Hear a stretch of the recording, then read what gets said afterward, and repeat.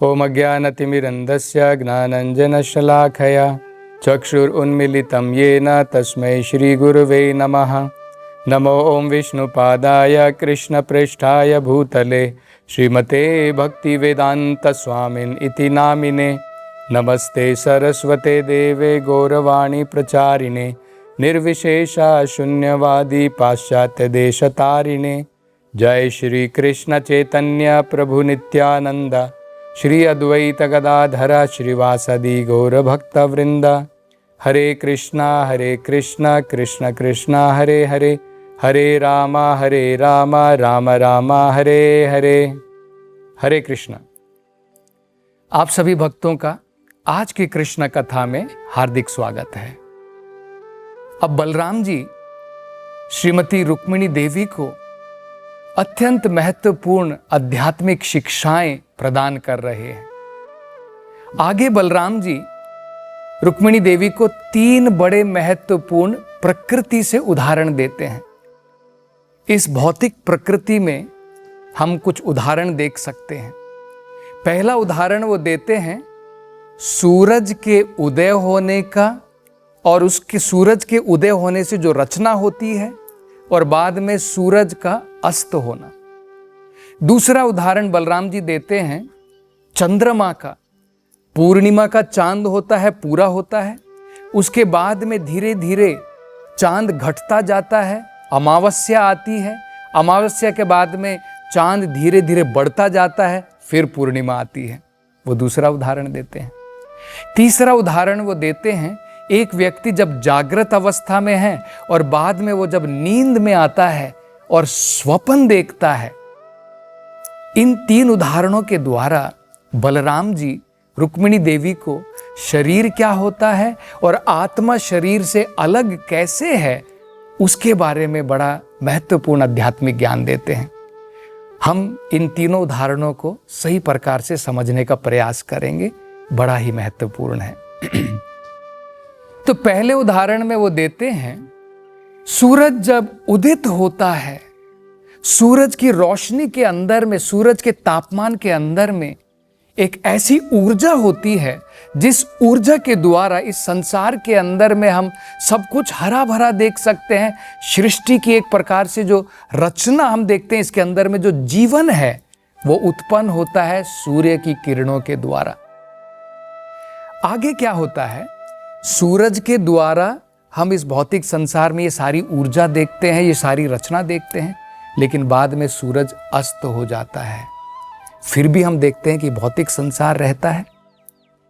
तो मतलब क्या है, सूरज हमारी आंखों से ओझल हो गया, सूरज बाद में दोबारा उदित होता है।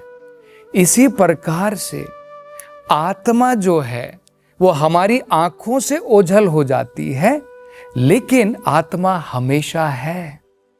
ये शरीर बदलता रहता है जिस प्रकार से भौतिक परिस्थितियां बदलती रहती हैं। भगवद गीता में भी भगवान कृष्ण बड़ा सुंदर उदाहरण देते हैं। भगवान कहते हैं वासांसी जीर्णानि यथा विहाय।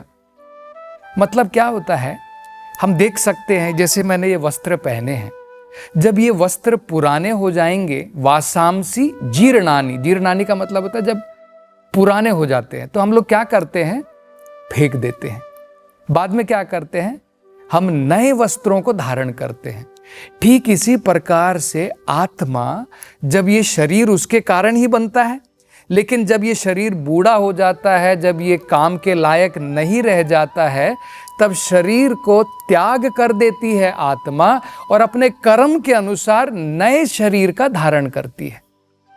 तो बड़ा ही सुंदर उदाहरण दे करके बलराम जी जो है रुक्मिणी देवी को ये समझा रहे हैं। अगला उदाहरण वो देते हैं कि किस प्रकार से चंद्रमा जो है कभी पूर्ण होता है, कभी बढ़ता हुआ दिखाई देता है, कभी घटता हुआ दिखाई देता है।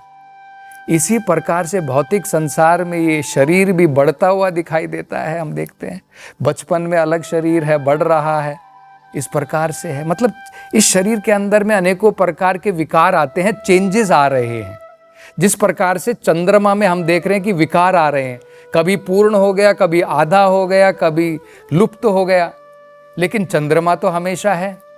ठीक इसी प्रकार से माया के कारण उसमें ग्रस्त होकर के, माया के द्वारा भ्रमित होकर के हम देखते हैं कि हमारे अंदर में विकार आ रहा है। वो विकार केवल शरीर में है, आत्मा में कोई विकार नहीं है। ये भी बड़ा महत्वपूर्ण उदाहरण बलराम जी देते हैं समझाने के लिए शरीर और आत्मा में क्या अंतर है। तीसरा उदाहरण वो देते हैं कि जब व्यक्ति सो जाता है, सोने के पश्चात क्या होता है, जब वो गहरी नींद में होता है तो स्वप्न देखता है। स्वप्न के समय में अनेकों प्रकार की परिस्थितियों से गुजरता है। कभी देख रहा है व्यक्ति कि मेरे पीछे चीता भाग रहा है, और चीता जब भाग रहा है उसके पसीने छूट रहे हैं और जोर जोर से चिल्ला भी रहा है, अरे कोई बचाओ, अरे कोई बचाओ।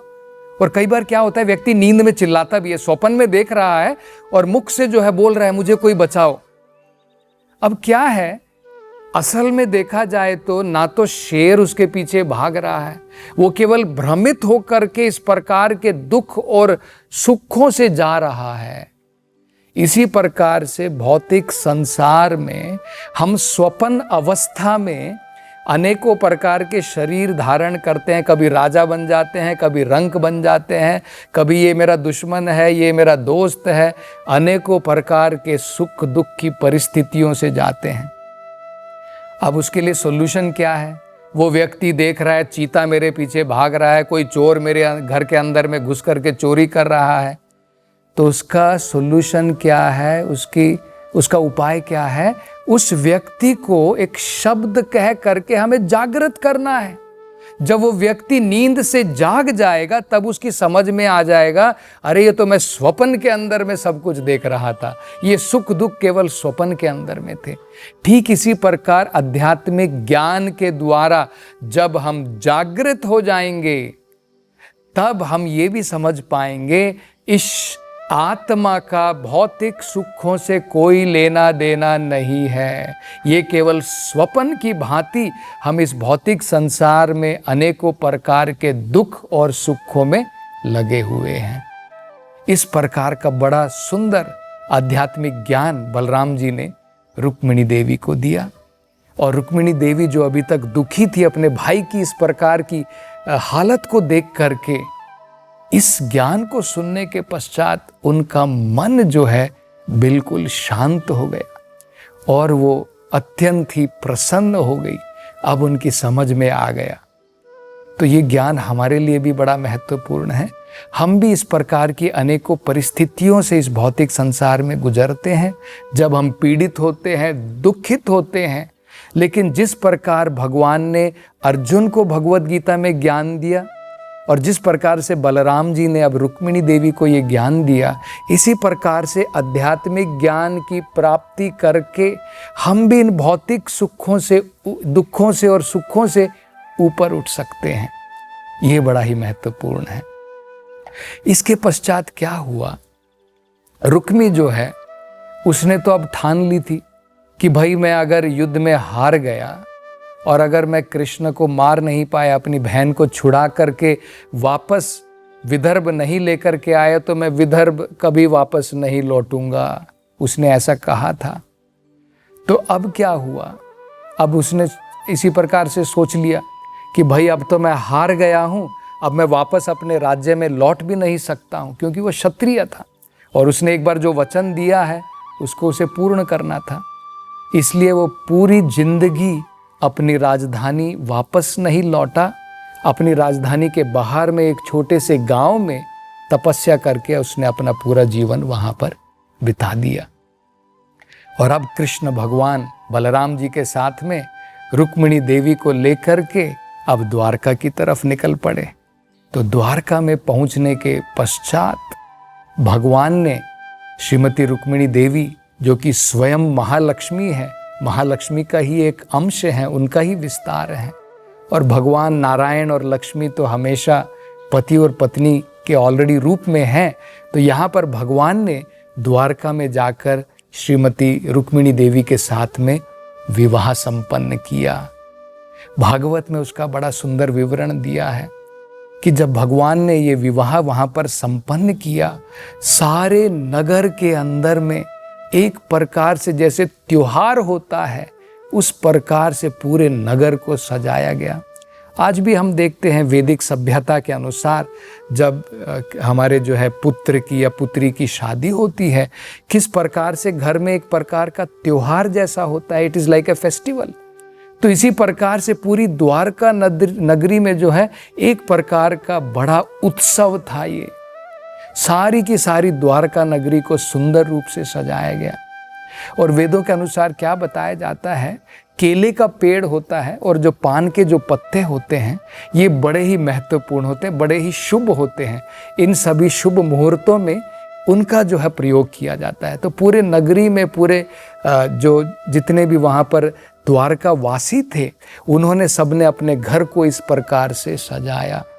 तो उन्होंने फूलों के द्वारा, पेड़ के इन पत्तों के द्वारा और इन जो केले का पेड़ होता है उसको लगा करके घर के अंदर में कलश रखे गए, सारी गलियां साफ की गई और सभी जो है आनंद में विभोर हो करके भगवान के गुणगान कर रहे थे। आगे भागवत में बताया है कि भगवान ने अपने इस विवाह संपन्न होने के पश्चात सभी जो उनके जो दोस्त जो सभी भगवान कृष्ण की तरफ थे, उन सभी को जो है भगवान ने आमंत्रण भी दिया। जैसे सारे के सारे कुरु वंश के लोग, पांडु के पुत्र जो थे पांडव वहाँ पर आए, धृतराष्ट्र आए, भीष्म पितामह आए, द्रोणाचार्य, इस प्रकार से वो वहाँ से आए।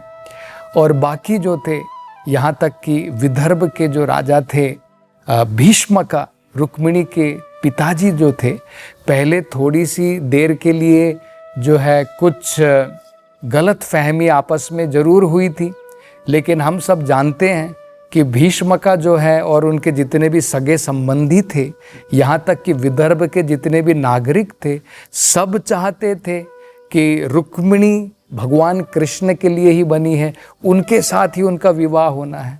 तो उनके पिता तो ये चाहते ही थे, लेकिन अपने पुत्र के स्नेह के कारण जो है उन्होंने इस प्रकार की वहाँ पर अरेंजमेंट की थी कि शिशुपाल के साथ मेरी बेटी की शादी होगी। लेकिन अब वो गलत फहमी दूर हो गई थी। अब वो भी खुशी खुशी आकर के जो है इस उत्सव में उन्होंने भी भाग लिया। तो इस प्रकार से बड़े सुंदर प्रकार से भगवान का विवाह वहाँ पर संपन्न हुआ। और भगवान की ये जो वीर गाथा थी, भगवान ने किस प्रकार से श्रीमती रुक्मिणी का हरण किया, भगवान ने, कृष्ण और बलराम ने मिलकर के किस प्रकार से प्रतिद्वंदी सभी राजाओं को हराया, हराने के पश्चात में हरण करके रुक्मिणी को कैसे द्वारका लेकर के आए। वहाँ के जो ब्राह्मण थे द्वारका में, उन सभी ने बड़े ही महत्वपूर्ण भगवान की इस गाथा के ऊपर बड़ी सुंदर कविताएं, बड़े सुंदर गाने वहाँ पर लिखे और उन गानों को जो है पूरे द्वारका नगरी में गाया गया। तो जब ये अलग अलग जगहों से ये राजा सब वहाँ पर सम्मिलित हुए, वहाँ पर सब इकट्ठे हुए और उन्होंने ये गाथाएं सुनी, तो उनको भी बड़ा आनंद आया, उनको भी बड़ा आश्चर्य हुआ भगवान की शूरता को देख करके।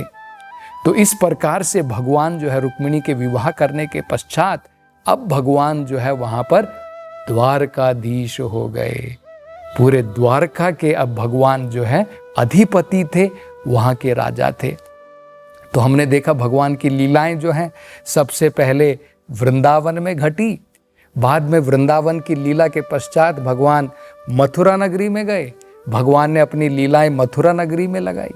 इसके पश्चात में अब भगवान की लीलाएं जो हैं द्वारका नगरी में है। किस प्रकार से भगवान ने रुक्मिणी देवी का हरण किया, उनसे विवाह किया और आगे जो है हम देखेंगे किस प्रकार से भगवान जो है प्रद्युम्न, जो अब रुक्मिणी के साथ में भगवान के जो है उनके गर्भ में एक पुत्र पैदा होंगे जो प्रद्युम्न थे।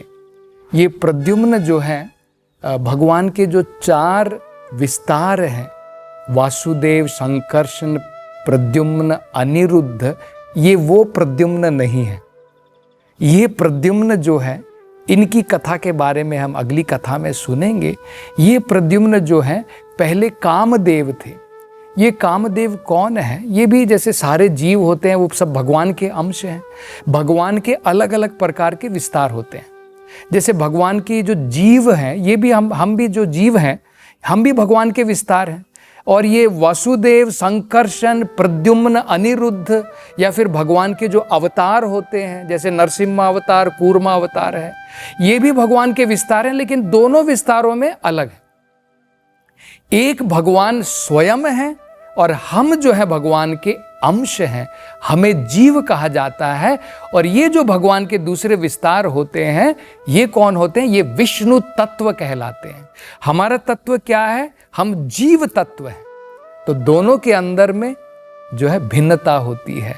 तो ये जो प्रद्युम्न थे, ये जीव तत्व थे जो कामदेव थे अपने पुराने जीवन में, और इनका जन्म जो है अब रुक्मिणी के गर्भ में हुआ और कृष्ण के पुत्र के रूप में इनका जन्म हुआ। इसकी कथा के बारे में, इसके पीछे क्या रहस्य था, इसके बारे में हम अगली कथा में इसकी चर्चा करेंगे। हरे कृष्णा।